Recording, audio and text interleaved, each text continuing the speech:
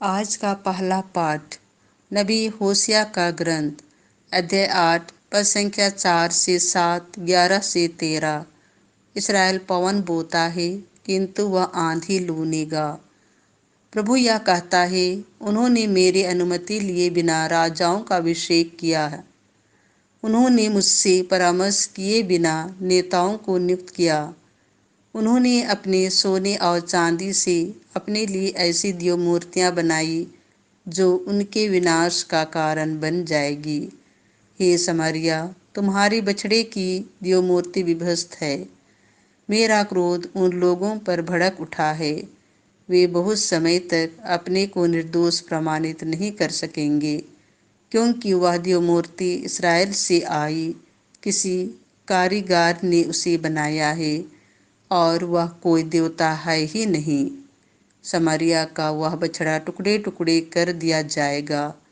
Israel पवन बोता है किंतु वह आंधी लूनेगा।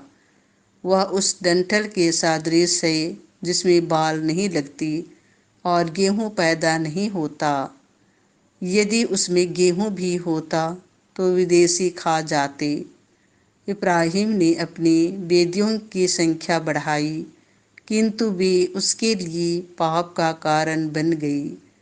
मैंने उसे बहुत से नियम लिख कर दिए हैं, किंतु उसने उन्हें किसी अपरिचित के नियम माना है।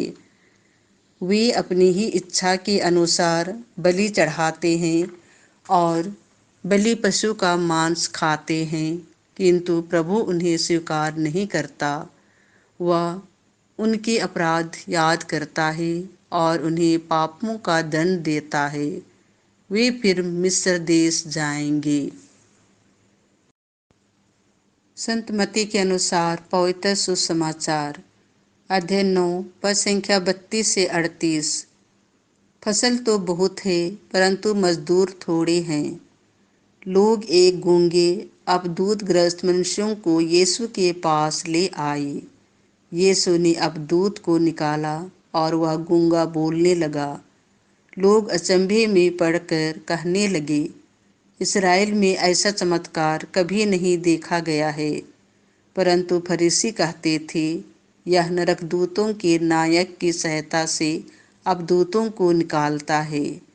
यीशु सभागृहों में शिक्षा देते, राज्य के सुसमाचार का प्रचार करते, हर तरह की बीमारी और दुर्बलता दूर करते हुए सब नगरों और गांवों में घूमते रहते थे।